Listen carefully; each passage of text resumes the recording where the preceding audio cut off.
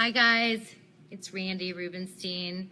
I sent out a little notification that I was going to go live at 2:45 for this last carpool combo, but I'm not in the carpool. I'm actually at my office because I just finished up with a parent that I was working with, and I didn't know if I was going to have time to, so I thought I'd go get in the carpool line and get in touch with you guys at 2:45, but I'm just going to do it here from my office. So, hi Lindsay, I see that you're here. Can you hear me? Because I'm filming on my iPad right now. So will you just comment and let me know that you can hear me? Hi, will you guys let me know if you can hear me okay and see me okay? Because I'm filming on my iPad from my office right now. So if y'all will just comment and let me know, that would be great. So this is the last in the series of the Carpool Conversations, and I really wanted to kind of do a Q&A if anybody had any questions. Okay, you can hear me, you can see me. Okay, good. I wanted to do a Q&A if anyone had any questions, and I thought I would just kind of ramble about what it is I'm doing, and the 6-week course that I'm about to launch, and why I created it, and what's kind of involved in it. So I'm just going to continue kind of looking down to see if anybody comments. If you have a question at all, just comment and let me know what it is that you would like help problem solving. But I wanted to talk about the reason that I developed this. I want to tell a story. So the reason that I developed this 6-week course is because I am an instant gratification junkie, and I want people to, who come to me. Most of the time when people come to me, they're kind of in a rock bottom type place. They've either got a super challenging child, their house is really filled with a lot of tension, and just there's some kind of come to Jesus moment that happens. I hope I didn't offend anyone with that. There's some kind of come to Jesus moment that happens, and they just are like, something's got to change, and that's when they call me. And so I was working with people who were really in a hard place, and I was constantly kind of backpedaling and teaching the theories that I believe in, that I've used to raise my kids, and just the stuff that I've learned over the last 20 years. And I knew I needed to turn it into a course. And so I did. I've turned it into a course. But I don't like long and boring courses. I don't like clinical language. I like to do things on my time.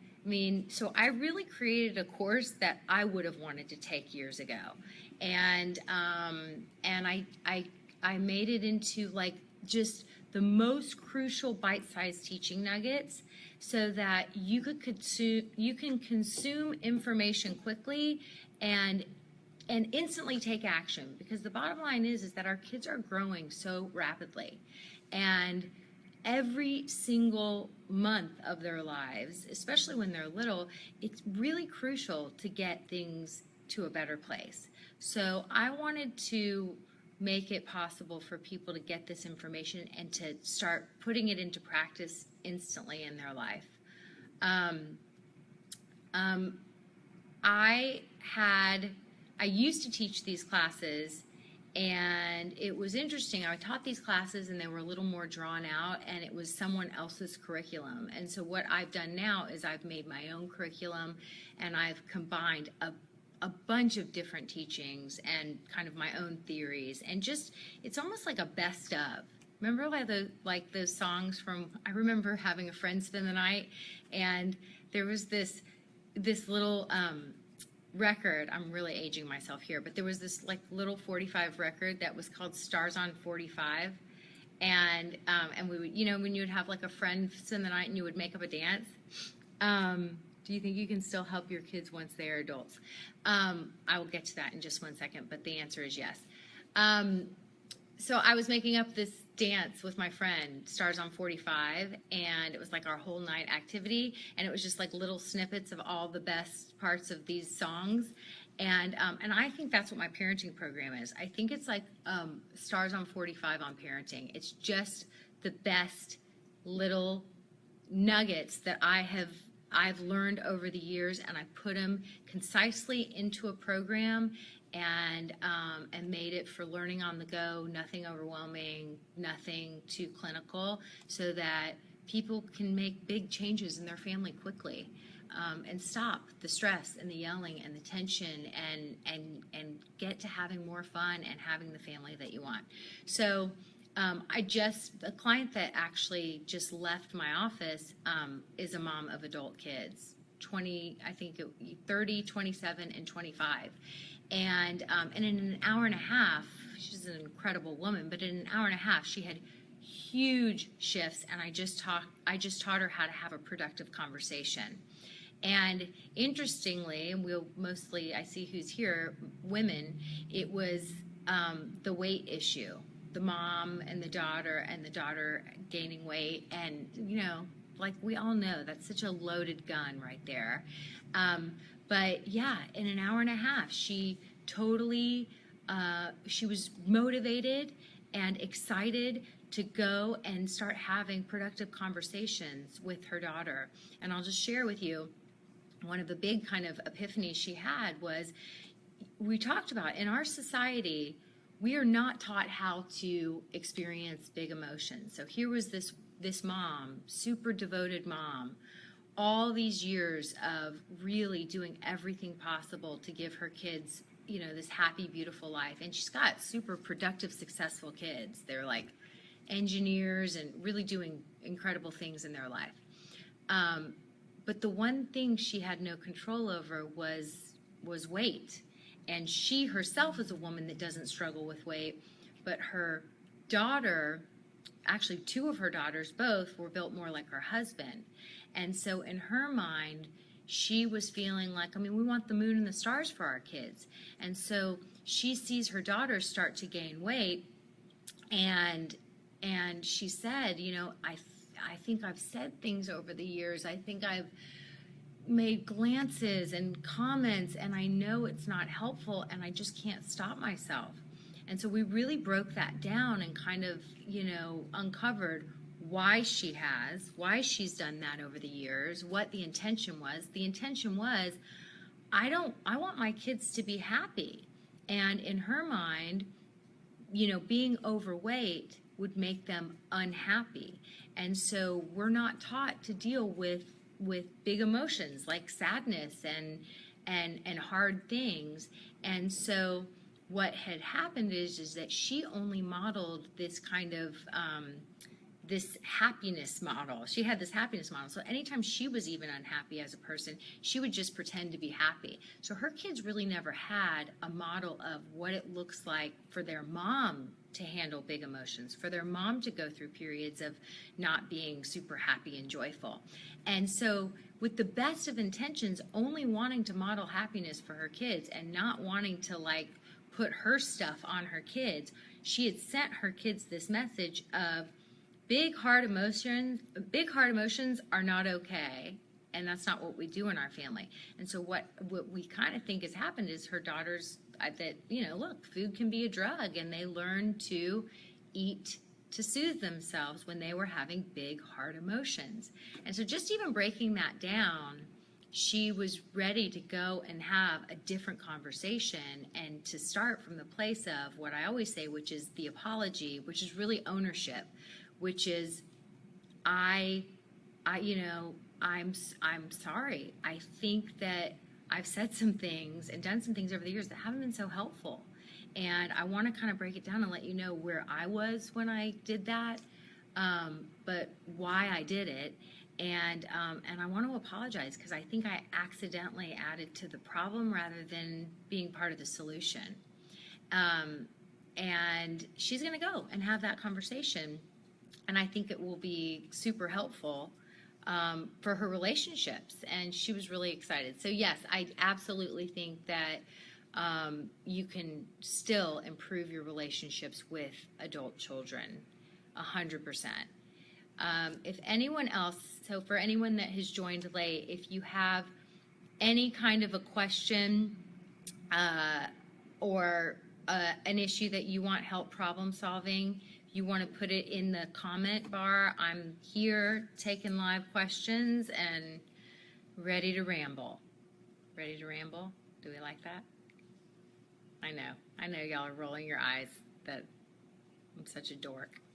So I mean, I guess for those of, I see there's already some people on here that have signed up for the course, which I'm getting very excited about. I know what I'll share with you guys.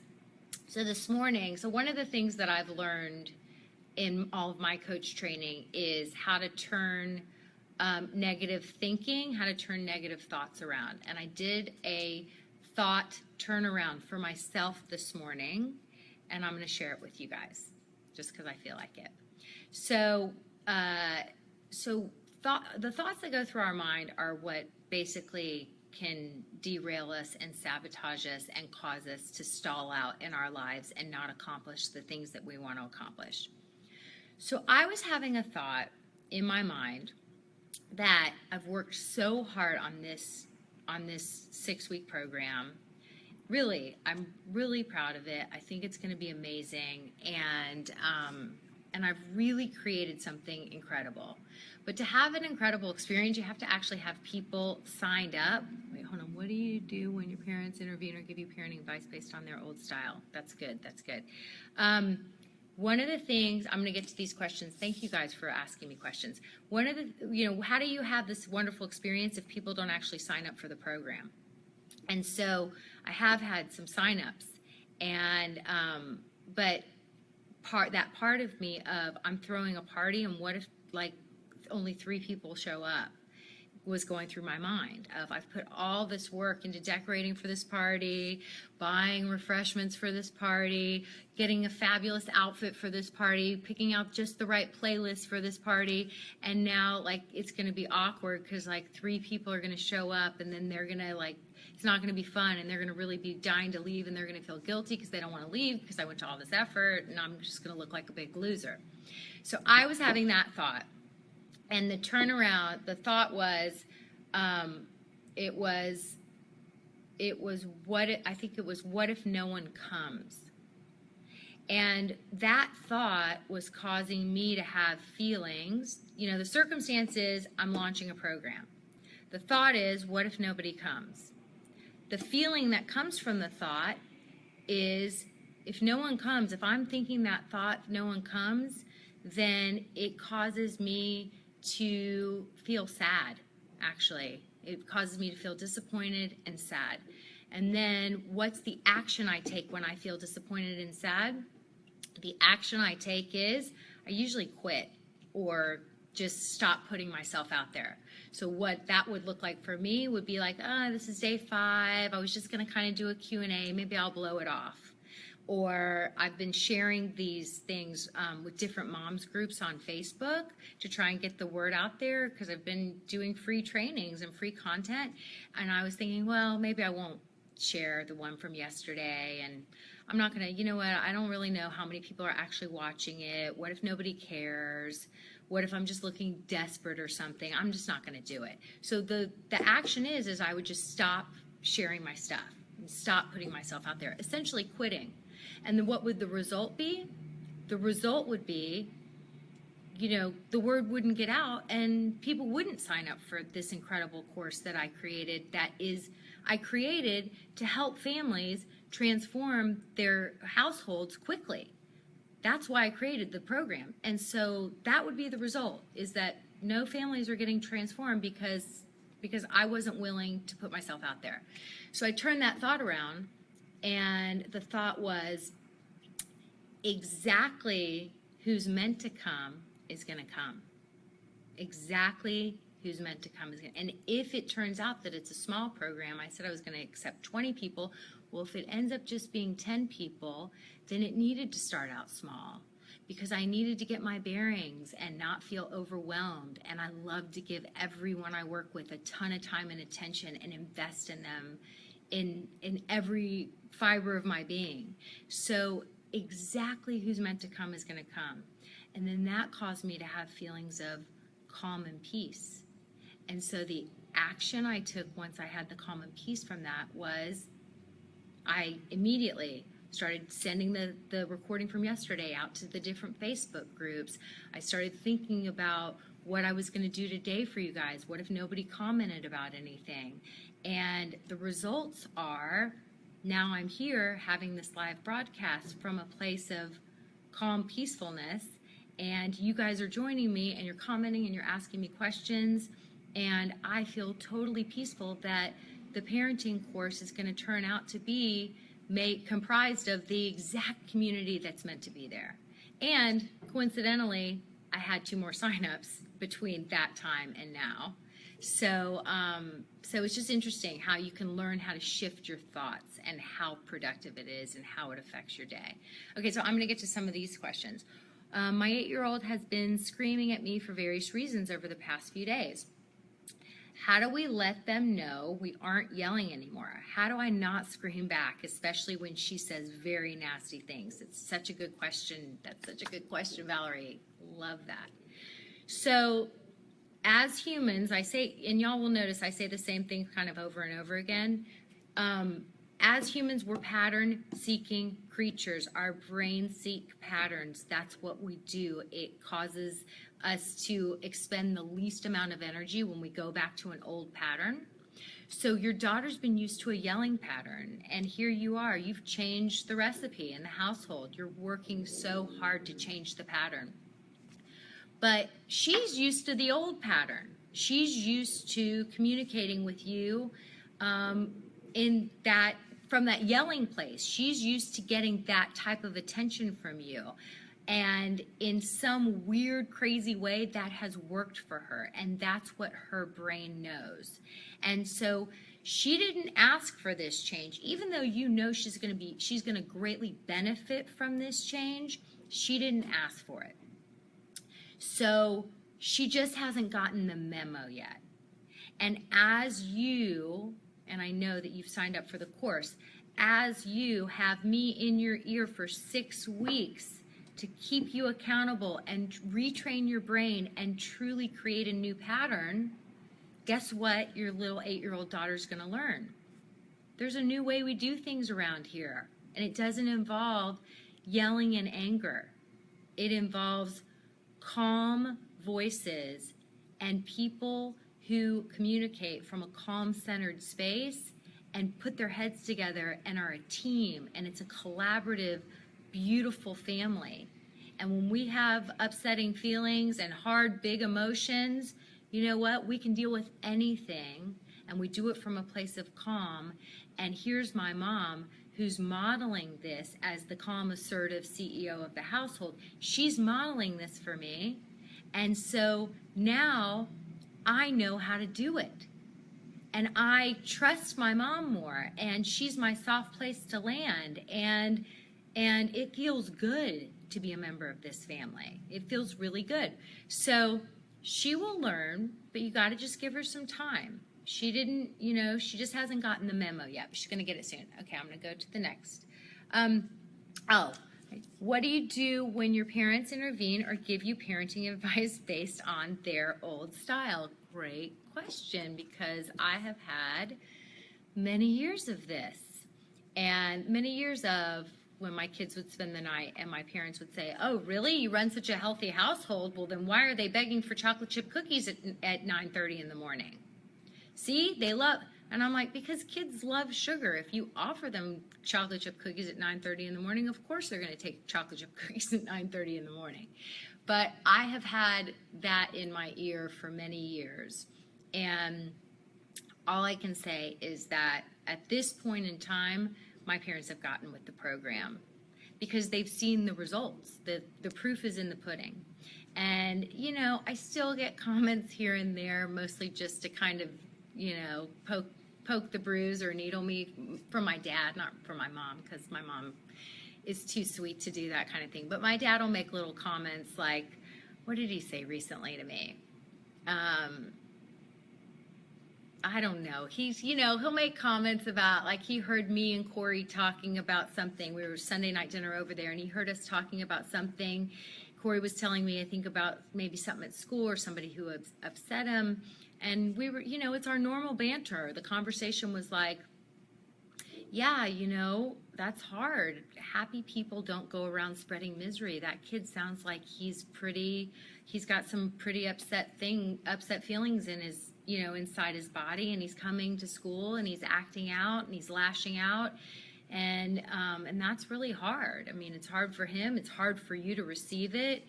It's unfortunate. It's why I do what I do. And my dad, I think, said something like, the kid just wanted, everything doesn't have to turn into such a big conversation all the time. And, he poked the bruise, and I think I just looked at him and just was like, that's who I am. It's just going to be a big conversation. And we just kind of skim past it. So my point is don't argue. When they give you advice, you have the choice to ignore it and to keep doing what you're doing and to smile and to own the way you're doing things and not to point out how much better the way we're doing things is compared to the way they did things. It's going to become pretty obvious, well, especially Nicole, you, because your kids are, the proof is in the pudding. You have amazing kids and your parents see that. So I would just say, don't argue it. Don't argue it. Don't go to that place of power struggle. Just smile and stay in your own lane and keep doing what you're doing. Okay, that was a long, rambly answer. Okay, does anybody else have any questions? I think I've rambled long enough.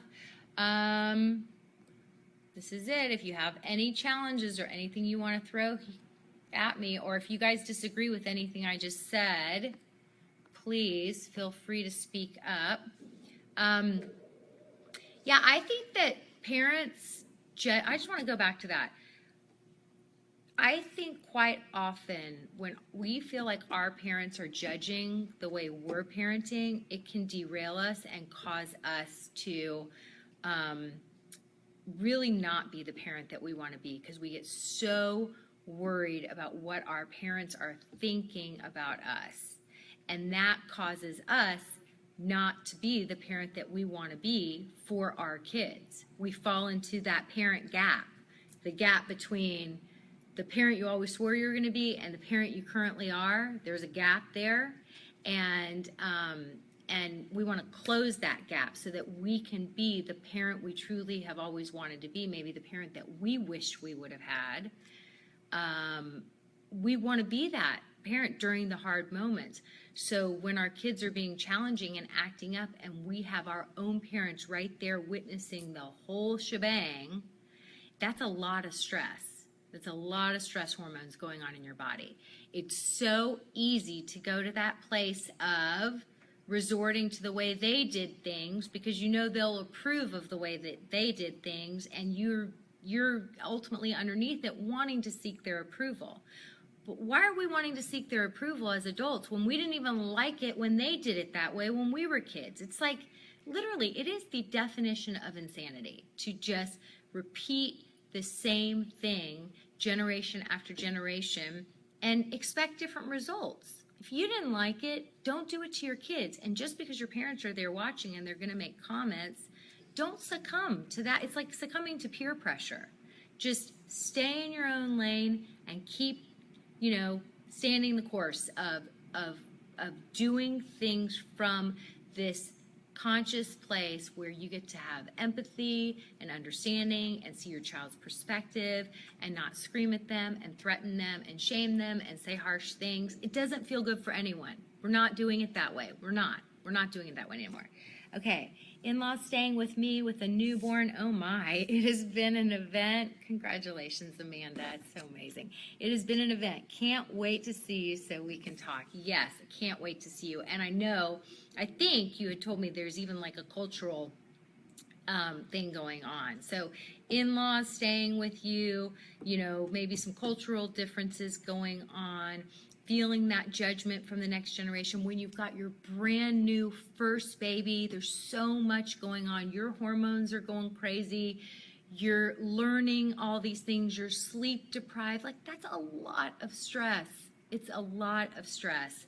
And that's the test. That's the challenge, is we love our kids enough that even with all that stress, we're going to breathe and stay in our own lane and do things the way we would have loved things to have been done for us, because that's who we are.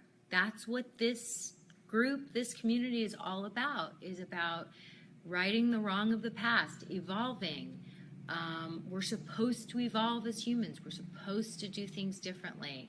When you know you can't sleep at night because there's a lot of fighting and stress and tension in your household, you know that you're not being part of the solution by continuing to do things the way you've always done it or the way it was done for you. So, bravo to you guys for being here, for being part of this conversation, for being in this community. It's not for everyone. I mean, I think this is like 1%. I hope it catches on, and I hope more people come. Bye, Valerie. Thanks for being here, and I can't wait to get to know you better very soon. This is it. We're here. We're doing it together, guys, and I honestly believe that we are pioneers. I think that I'm just reading another question, sorry. I think we're pioneers, and I can't believe how lucky I am to have you guys with me and connect with you, because it really feels amazing to me to not feel like I'm on an island alone doing this like I kind of felt for a lot of years. It feels amazing to have other parents, other women here by my side teaching me things all the time. Like, it's collaborative. Okay, I'm going to read one more question. Let's see what the time is. Okay, I'm going to read it. We want to listen to our kids and help them with their problems, but what if you don't agree? Don't agree on the solution. We want to listen to our kids and help them with the problems, but what if you don't agree on the solution? Well, it depends. It depends if you don't agree on the solution. I mean, obviously, if it's something like harmful to their health, then you got to step in. I mean, that's the mantra that you say from the time they're 3 until they're, I don't even know how old. My job is to keep you safe and healthy, period, end of story. That's my number one priority in life, is to keep you safe and healthy. So if it's a solution that is going to harm them in some way, then you step in and you intervene and you lend them your fully developed brain, especially if you've got a teenager on your hands, and you let them know why it's not okay, what they've decided on. But if it's something that is a friend dynamic or choice, like they don't want to invite her to the party because she, and there's going to be repercussions, or maybe you're friends with the mom and them not inviting this kid to their party is going to be like a whole World War III coming from the mom, and you don't agree with that solution, but ultimately that's what your child decides, then you got to honor it. I say you got to honor it. You got to just, be there and look, I mean, there's learning in every mistake. You got to let your kids make their mistakes. So yeah, I don't know the full story there, but that would be my spin on it. Okay, I got to go get my kids from school. Now they're going to be like the last kids that are waiting for their mom to pick them up. That's going to be my kids today, because I chose to make this video from my office. So thanks, you guys, for joining me this week. And I think I'm going to continue doing this maybe like once or twice. I'm thinking Tuesday and Friday. You guys let me know if you think I should continue doing this. I'm thinking Tuesday and Friday. Having some carpool combos coming on, talking to you about whatever's going on in my mind, doing some Q&A, just some live Q&A and some problem solving. But I think this is fun. Good. Thanks for the support. Thanks for commenting, and thanks for being here all week and being part of this community. And for those of you who feel called to do so and to take action, because remember, habits always trump action. So unless you take real specific action to create a new pattern and a new habit in your life, nothing's going to change. I created my 6-week course to assist you guys in doing that. And for those of you who are meant to be there, I hope that you will sign up soon. I'll put the link in the notes, and thanks for joining me. Have a great weekend, guys. Bye-bye.